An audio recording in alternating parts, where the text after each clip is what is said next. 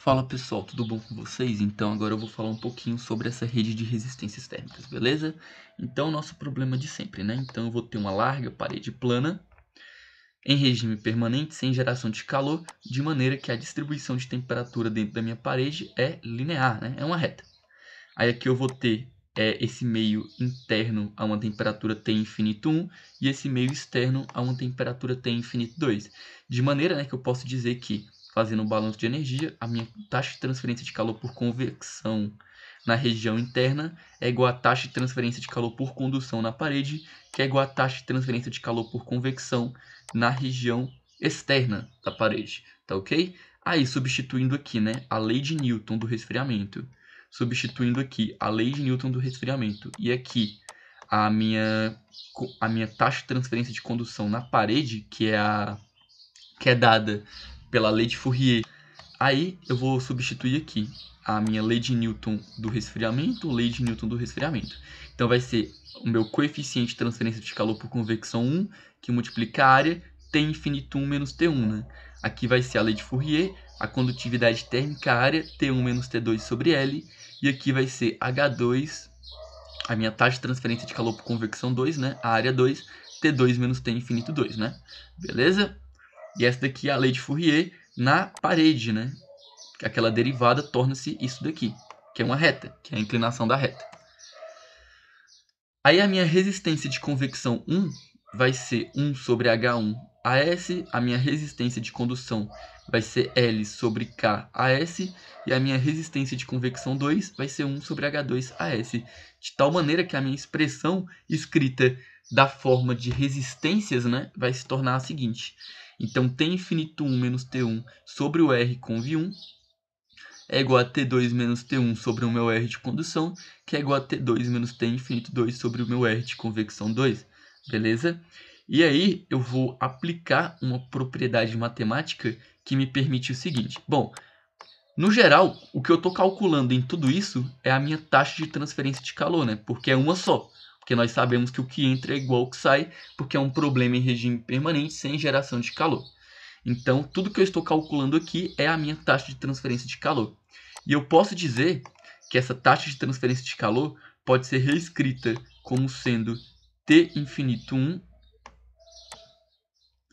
menos T infinito 2 sobre a soma dessas três resistências. Opa, então essa propriedade matemática, né, ela permite que todas essas igualdades se transformem em uma quarta igualdade, que é resultado da diferença entre esses extremos de temperatura sobre a soma de todas essas resistências. Então, a minha taxa de transferência de calor vai ser calculada dessa forma, né? Então, vai ser T infinito 1 menos T infinito 2 sobre a soma das minhas resistências de convecção mais a resistência de condução, né? As três resistências que nós estamos trabalhando no nosso problema. Caraca, então, se por exemplo eu desconheço T1 e T2 e conheço apenas T infinito 1 e T infinito 2, ainda assim eu posso calcular a minha taxa de transferência de calor, né? Tendo conhecimento das minhas resistências, beleza? Então esse método ele vem para facilitar a nossa vida, né? Então eu vou dizer que a minha resistência equivalente vai ser a minha resistência de convecção 1 mais a minha resistência de condução mais a minha resistência de convecção 2. Então eu vou dizer que a minha taxa de transferência de calor vai ser T infinito 1 menos T infinito 2 sobre a minha resistência equivalente, né, que é a soma dessas três resistências. A soma dessas três resistências é simplesmente uma resistência equivalente em série, né? Então eu posso somar essas três resistências e obter uma resistência equivalente em série. Mas o meu método ele pode se tornar geral. Eu posso dizer que a minha taxa de transferência de calor vai ser uma diferença de temperatura sobre um R. E esse R é o R que está entre esses extremos de temperatura. Por exemplo, se eu quero obter uma resistência equivalente entre T infinito 1 e T2, vamos dizer então que eu conheço todas as resistências, mas eu conheço apenas a temperatura T infinito 1 e T2. Se eu conheço apenas T infinito 1 e T2, eu vou dizer o quê? Que a minha taxa de transferência de calor vai ser T infinito 1 menos T2 dividido pela resistência de convecção 1 mais a resistência de condução, né? A resistência de condução na parede. Ou seja, se eu tenho apenas T infinito 1 e T2 e conheço todas as resistências, então eu posso calcular a taxa de transferência de calor como sendo T infinito 1 menos T2 dividido, né, pelas resistências que estão entre essas temperaturas, que é a resistência de convecção 1 e a resistência de condução, beleza? Então esse método das resistências térmicas já dá para ver que ele vem para facilitar a nossa vida, né? Ele vai simplificar muito o nosso problema. Imagine se eu não tivesse esse método de resistências térmicas, o quanto que nosso problema ele poderia se tornar mais complexo. Então, vamos fazer o exemplo 3.3 do livro do Senjo agora, para poder fixar esse nosso conhecimento, beleza? O problema é o seguinte, ele vai me dizer o seguinte, aqui eu tenho o meio interno a uma temperatura T infinito 1 de 20 graus Celsius, e aqui eu tenho o meu meio externo a uma temperatura T infinito 2 de menos 10 graus Celsius. Aí eu tenho uma parede, que ela é... Na verdade, eu tenho uma vidraria, um vidro, que é composto por duas espessuras de vidro e essa espessura de ar. Esse ar ele está em repouso, portanto, a transferência de calor ao longo dele é uma transferência de calor por condução, beleza? Então aqui eu tenho essa espessura de vidro e essa espessura de ar. Para que o ar? Bom, porque o ar ele é um péssimo condutor. E observe que a temperatura dentro, por exemplo, da casa, ela é muito maior que a temperatura fora da casa, né? Então, imaginemos que nós estamos em um local que faz invernos severos e as temperaturas externas são muito baixas. Mas você não quer que a sua casa esteja a temperaturas muito baixas. Portanto, você vai projetar, quer dizer, o engenheiro vai projetar a sua casa de maneira que a perda de calor da sua casa para o meio no inverno seja mínima, né? Então você vai colocar isolamento. E nesse caso nós temos vidro e ar. E esse ar vai servir como isolamento para retardar a perda de calor da sua casa para o meio. Tá ok? Aí nós vamos ter essa espessura aqui de 4 milímetros, essa espessura de 4 milímetros e essa espessura de ar de 10 milímetros. E o meu circuito térmico ele vai ser montado da seguinte maneira. Bom, entre a temperatura T infinito 1 e a temperatura T1 da parede, eu vou ter essa resistência de convecção RI. Aí, essa primeira camada de vidro vai ser uma resistência de condução R1. Essa resistência de ar vai ser uma resistência de condução R2, porque o ar está parado, né? Aí essa outra película de vidro vai ser uma resistência de condução R3, e aqui eu vou ter R0, que vai ser uma resistência de convecção entre a temperatura T4 do meu conjunto e a temperatura T infinito 2 do meio externo, né? Então tá aqui montado o meu circuito, todas as resistências estão associadas em série, né? Não tem nenhuma associação em paralelo, e vamos resolver esse problema. Tá ok? Então as hipóteses: regime permanente e transferência de calor unidirecional, né? E eu nem preciso dizer que não tem geração, porque o método das resistências térmicas só funciona se não tiver geração.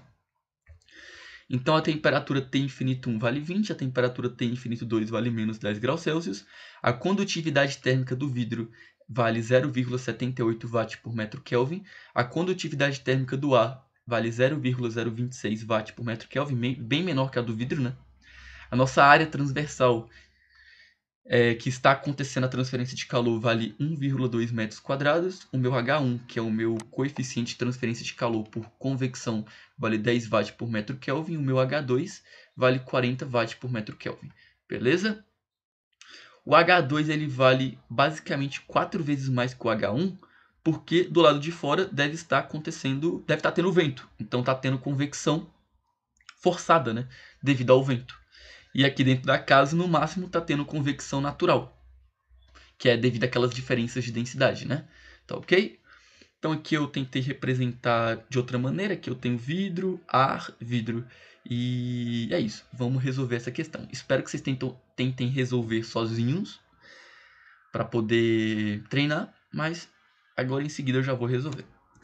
Então Então tá. Então, como eu conheço apenas T infinito 1 e T infinito 2, eu vou dizer que a minha taxa de transferência de calor vai ser T infinito 1 menos T infinito 2 sobre a minha resistência equivalente.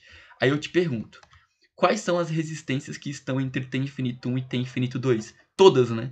Então a minha resistência equivalente vai ser a soma de todas essas resistências. Então a minha resistência equivalente vai ser a soma de todas essas resistências. Aí a minha resistência RI é uma resistência de convecção. Então vai ser 1 sobre H1 vezes a área. A minha resistência R1 é uma resistência de condução. Vai ser L1 sobre o K do vidro vezes a área. A minha resistência R2 vai ser também uma resistência de condução, né? Então vai ser L2, que vale 10 milímetros, sobre a minha condutividade térmica do A vezes a área. E a minha resistência R3, que é exatamente igual à resistência R1, né? R1, porque a condutividade térmica é a mesma, a área é a mesma e a espessura é a mesma, de 4 milímetros. E o meu R0 vai ser a minha resistência de convecção lá do meio externo, que vai ser 1 sobre H2 vezes a área. Então, substituindo os valores, né, eu vou ter que o meu RI vale 0,0833 graus Celsius por watt, o meu R1 vale 0,00427 graus Celsius por watt, que é exatamente igual, né, meu R3. O meu R2 vale 0,3205 graus Celsius por watt. Observe que a resistência do vidro ela é bem maior, né, que a resistência... a resistência da película de ar ela é bem maior que a resistência nas películas de vidro. Por quê? A minha resistência no vidro, no ar, ela é muito maior em relação às minhas resistências no vidro, porque a condutividade térmica do ar é muito menor. E além disso, a película de ar é muito maior, né? Então, pode perceber que tudo foi projetado para o ar servir como um meio bem isolante nesse caso. Porque além dele ser um pior condutor, a nossa espessura de ar ainda é maior. Então a resistência de condução no ar vai ser elevada, né? E uma resistência térmica elevada significa que vai dificultar a transferência de calor. E aqui eu vou ter o meu R, né, de convecção do meio externo. Beleza? Eu vou ter o meu R de convecção no meio externo. E a minha resistência equivalente vai ser a soma disso aqui tudo, que vai dar 0,4332 graus Celsius por watt. De maneira que a minha taxa de transferência de calor vai ser T infinito 1 menos T infinito 2 sobre a minha resistência equivalente. Então vai ser 20 menos 10 dividido por 0,4332, que é a minha resistência equivalente. Tudo isso vai dar 69,2 watts. Tá ok? Então é isso. Então a minha taxa de transferência de calor ao longo dessa parede vale 69,2 watts. E observe que, como agora eu conheço a taxa de transferência de calor, eu posso calcular todas as temperaturas, né? Por exemplo, se eu quiser calcular a temperatura T1, então eu vou dizer que a minha taxa de transferência de calor vai ser T infinito 1 menos T1, dividido por RI, né? Que é a resistência que está entre T infinito 1 e T1 sobre RI. Eu tenho RI? Eu tenho. Eu tenho Q? Eu tenho. Eu tenho T infinito 1? Eu tenho. A única coisa que eu não tenho é T1. Aí eu vou calcular a temperatura em T1. E eu posso fazer esse mesmo procedimento para calcular a temperatura em T2, para calcular a temperatura T3 e para calcular a temperatura T4. Então, né, se eu calculo a temperatura em T1, eu vou dizer que T infinito 1 menos T1 sobre RI, né, é igual a minha taxa de transferência de calor. Daí eu vou ter que T1 vai ser T infinito 1 menos a taxa de transferência de calor, que multiplica RI. Então T1 vai valer 14,2 graus Celsius. Beleza? Então é isso. Espero que vocês tenham compreendido. Muito obrigado por assistir e até a próxima.